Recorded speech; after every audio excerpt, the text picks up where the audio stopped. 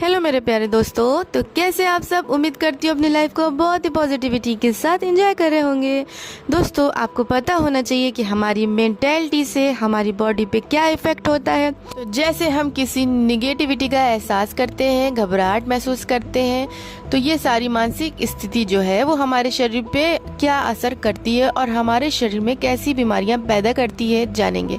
साथ ही इसका समाधान क्या है ये भी जानेंगे। तो दोस्तों, अगर आप चैनल पे नए हो तो फटाफट से सब्सक्राइब कर लें और दोस्तों लाइक ज़रूर किया करें, क्योंकि आपका एक लाइक भी बहुत प्रेशियस है मेरे लिए।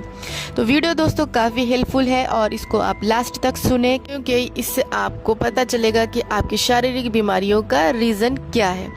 अगर आप इलाज कर कर के परेशान हो गए दोस्तों, तो आज से आप जान जाएंगे कि आपकी परेशानियों का हल क्या है और आपकी बीमारियां किस तरह से दूर हो सकती हैं। तो दोस्तों, यहाँ समझना ये ज़रूरी है कि आज के दौर में अक्सर लोगों को छोटी सी बीमारी से लेकर किसी जटिल सी बीमारी होने तक का रीज़न 75% तक के दोस्तों साइकोसोमेटिक होता है।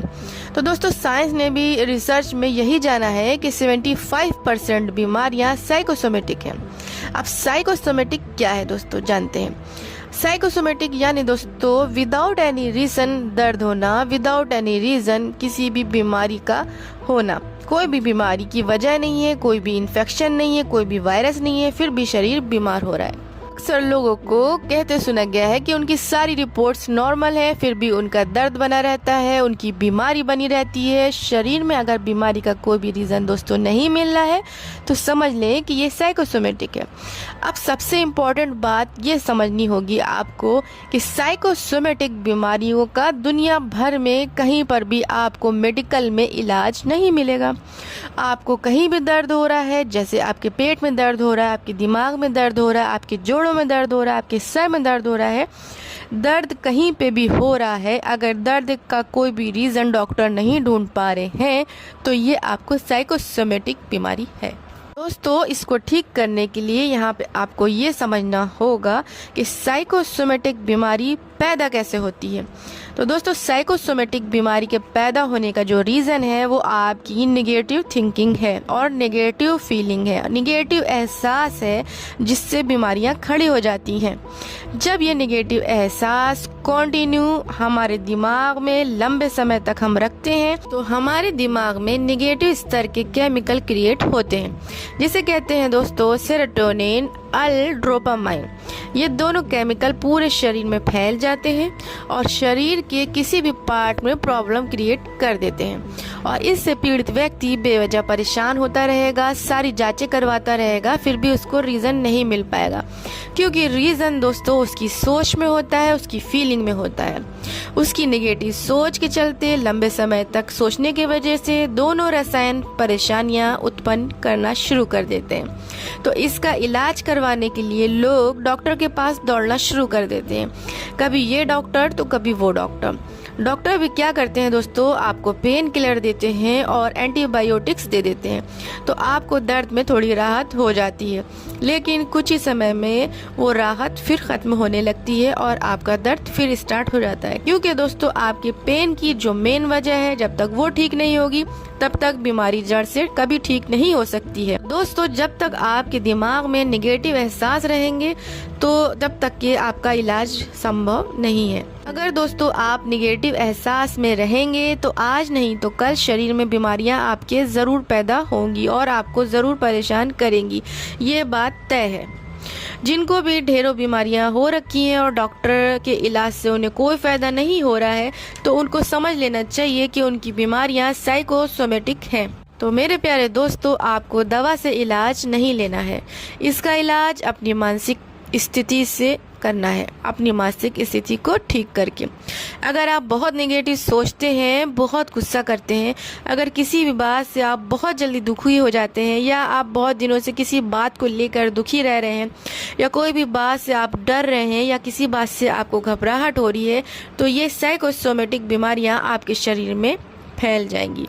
तो इसको ठीक करना है दोस्तों, तो मानसिक स्थिति को अपनी कंट्रोल करना ही होगा। पूरे दिन सबसे पहले आपको खुद को शांत रखना सीखना होगा, छोटी छोटी बातों में अपने को खुश रखना होगा। तो दोस्तों, इसका इलाज तभी संभव है जब आप अपनी मानसिक स्थिति को कंट्रोल रखें, खुद को शांत रखें और छोटी छोटी बातों में खुश रहें और हर बात में इस तरह से कमिटमेंट करें कि अरे वाह, आज तो मज़ा आ गया, ज़िंदगी तो बहुत ही शानदार है, आज तो बहुत खुशी महसूस हो रही है, कितना मज़ा आ रहा है। अगर आप ये महसूस करना शुरू कर देंगे कि अरे वाह, मेरी लाइफ बहुत बढ़िया है, मुझे बहुत ही अच्छा फील हो रहा है, तो दोस्तों अगर आपने इस तरह की सेंटेंसेस को महसूस भी करना शुरू कर दिया, साथ ही में सोचते भी रहेंगे और महसूस भी करेंगे, तो आप हर बीमारी का इलाज खुद ही कर लेंगे। चाहे कितनी भी आपकी लाइफ में नेगेटिविटी चल रही है, तो उससे बाहर आने के लिए मानसिक स्थिति को कंट्रोल आपको करना ही पड़ेगा। दोस्तों खुश रहने के लिए ये नहीं करना है आपको कि सिर्फ 10-15 मिनट खुश हो लिए किसी तरह से भी आप, और फिर बाद में वही लाइफ स्टाइल, फिर वही सब एक्टिविटीज़। तो आपको बिल्कुल ऐसा नहीं करना है। आपको पूरा दिन प्रैक्टिस करनी होगी खुशी महसूस करने की। आपको ऐसी एक्टिविटीज़ करनी है कि पूरा दिन आप अपनी मानसिक स्थिति को सकारात्मक बनाए रखें। लेकिन दुख की बात यह है, लोगों को पता ही नहीं है कि खुद को सकारात्मक कैसे रखना है। तो इसके लिए सबसे पहले अपनी मानसिक स्थिति चेक करिए कि आप अपनी मानसिक स्थिति से दिन भर की सेटिस्फाइड हैं या नहीं। आप पूरा दिन अपने मानसिक स्तर को चेक करिए कि आप मेंटली तौर से खुश रहते हैं कि नहीं। अगर नहीं दोस्तों, तो इसको आपको बदलना ही पड़ेगा, क्योंकि इसके अलावा कोई भी किसी भी तरह से इलाज संभव नहीं हो सकता है। अगर आपको छोटा सा भी दर्द हो रहा है, तो भी दुनिया का बड़ा से बड़ा डॉक्टर उसे ठीक नहीं कर पाएगा जब तक आप नहीं ठीक करना चाहें।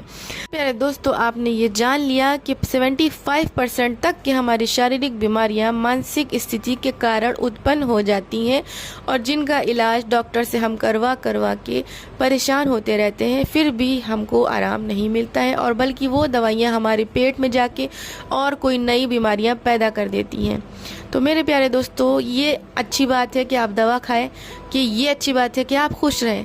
अगर आप खुश रहना सीख लें, तो आपको ये दुनिया भर की दवाइयाँ और तामझाम से बच जाएंगे, और अपने शारीरिक बीमारियों को आप कंट्रोल कर सकते हैं। अगर आपने अपनी फीलिंग्स पे कंट्रोल कर लिया, तो प्यारे दोस्तों सबसे ज़्यादा इजी है कि आप खुश रहें, हैप्पी रहें और अच्छी फीलिंग का एहसास करें। अगर इसका इलाज दोस्तों आपको परमानेंट करना है, पूरी तरह से आपको ठीक होना है, तो मानसिक स्थिति को आपको सही करना होगा। तो आपको तय करना होगा कि मुझे पूरी ज़िंदगी स्वस्थ रहना है। ये तभी पॉसिबल है दोस्तों जब आप अपनी सोच को बिल्कुल पूरी तरीके से सकारात्मक बनाए रखेंगे, अपनी मनोदशा को सही रखेंगे।